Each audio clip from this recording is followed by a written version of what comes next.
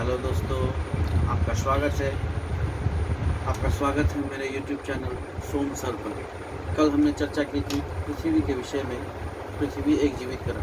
आज हम चर्चा कर रहे हैं सोलर सिस्टम पर। सोलर सिस्टम हम यहाँ पर शुरुआत करेंगे खगोलीय पिंड से। आकाशीय पिंड, खगोलीय पिंड किसे कहते हैं? हम रात के समय आकाश में चमकते बहुत से पिंड देखते हैं, ये सभी खगोलीय पिंड हैं। खगोलीय पिंडों को कई भागों में बांटा गया है। सबसे पहले तारा यानी जिसके पास अपनी प्रकाश और ऊष्मा होती है। जैसे हमारे सोलर सिस्टम में है सूर्य के पास अपना प्रकाश है यानी हीट, लाइट, और ऊष्मा यानी हीट। ये हमारे पृथ्वी को इसी से प्रकाश और ऊष्मा प्राप्त होती है। ग्रह किसे कहते हैं? ग्रह जो सूर्य से प्रकाश और ऊष्मा ग्रहण करते हैं और ये सूर्य के चारों ओर परिक्रमा करते हैं। ये सभी 8 ग्रह सोलर सिस्टम में जो अवेलेबल हैं, ये सभी सूर्य के चारों ओर परिक्रमा करती हैं और इसी से प्रकाश और ऊष्मा ग्रहण करती है। प्रकाश यानी लाइट, ऊष्मा यानी हीट। आप अच्छी तरह से समझ जाइए इसको, ठीक है। ग्रह समझ लिए।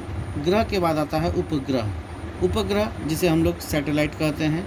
इंग्लिश में ग्रह यानी प्लैनेट कहते हैं, तारा यानी स्टार कहते हैं। तो उपग्रह यानी सैटेलाइट वह खगोलीय पिंड है जो सूर्य से प्रकाश और ऊष्मा तो ग्रहण करती ही है, सूर्य की भी परिक्रमा करती है, लेकिन यह साथ में ग्रह की परिक्रमा करती है। यानी कि हम कह सकते हैं कि ग्रहों की परिक्रमा करने वाले को उपग्रह यानी सैटेलाइट कहते हैं। जैसे हमारे पृथ्वी का एकमात्र उपग्रह है चंद्रमा। चंद्रमा, ठीक है। ऐसे हर ग्रह में अलग अलग हैं।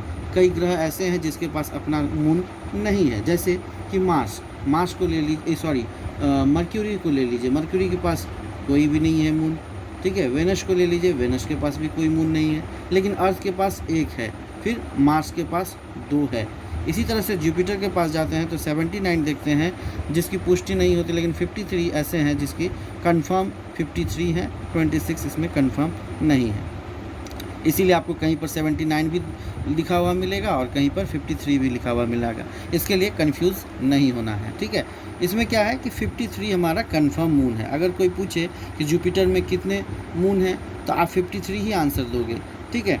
अगर कोई पूछे कि नहीं कंफर्म को छोड़ करके इसके अलावे कितने हैं तो आप 79 बोल सकते हो। अगर ऑप्शन में 79 है तो 79 को आप टिक कर सकते हो, ठीक है।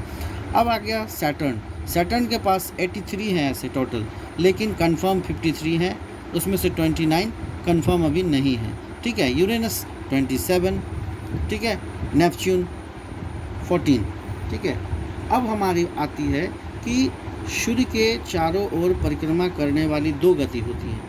कोई भी ग्रह अपने अक्ष पर घूमती हुई सूर्य की परिक्रमा करती है, ठीक है। सभी प्लैनेट अपने अक्ष पे भी घूमती है। अक्ष पे घूमना मतलब लट्टू, जैसे देखते हैं हम लोग एक लट्टू अपने पोल पे कैसे पूरी मूव करती है, उसके बाद आगे की ओर बढ़ती है। ठीक उसी प्रकार से आप देखते हैं कि गेंद, जैसे कोई गेंदबाज क्रिकेट के मैदान पर बॉल करता है तो वो नाचता हुआ आगे की ओर जाता है। यानी गेंद जब अपने आप को रोटेट करती है तो उसको हम लोग घूर्णन कहते हैं। घूर्णन को दैनिक गति भी कहा जाता है।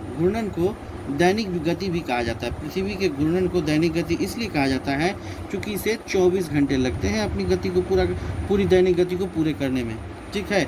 इससे दिन और रात संभव होता है, इसलिए इसे दैनिक गति कहते हैं। जबकि सूर्य के चारों ओर परिक्रमा करने वाले को इसका परिक्रमण को वार्षिक गति भी कहा जाता है। क्या कहा जाता है? वार्षिक गति भी कहा जाता है। इसको 12 मंथ यानी 365 डेज लगते हैं पूरा चक्कर लगाने में, साथ में 6 घंटे, ठीक है। इसे याद रखिएगा, 6 घंटे। इस 6 घंटे से बहुत कमाल हो जाता है, पता है। 3 ये जो 6 आवर हमारे पास शेष बच जाता है, यही 4 साल में इंटू होकर के हो जाता है 24 आवर्स, ठीक है। यानी कि एक दिन 1 डे हो गया, और 1 डे का मतलब एक दिन हमारा लीप ईयर में बढ़ जाता है। इसी को हम लोग कहते हैं लीप ईयर। इसीलिए लीप ईयर प्रत्येक 4 साल के बाद आता है, जिसके एक दिन को हम लोग फरवरी माह में जोड़ लेते हैं। यह हो गया हमारे दैनिक गति और वार्षिक गति को आप अच्छी तरह से समझ चुके होंगे दोस्तों, है ना। ये हमारे छोटे मित्रों के लिए बहुत आसानी तरीक़ा से समझाया गया है। मुझे उम्मीद है कि अब हमारे दोस्तों को यह बात समझ में आई होगी। दोस्तों, अगर यह वीडियो आप सबों को पसंद आया है, लॉकडाउन में बैठे हुए बच्चे जो कि स्कूल में नहीं जा पा रहे हैं, उसके लिए मैं इस तरह से प्रयास कर रहा हूँ कि वो घर बैठे सब सब्जेक्ट के लिए मैं आस्ते आस्ते वीडियो बनाऊँगा।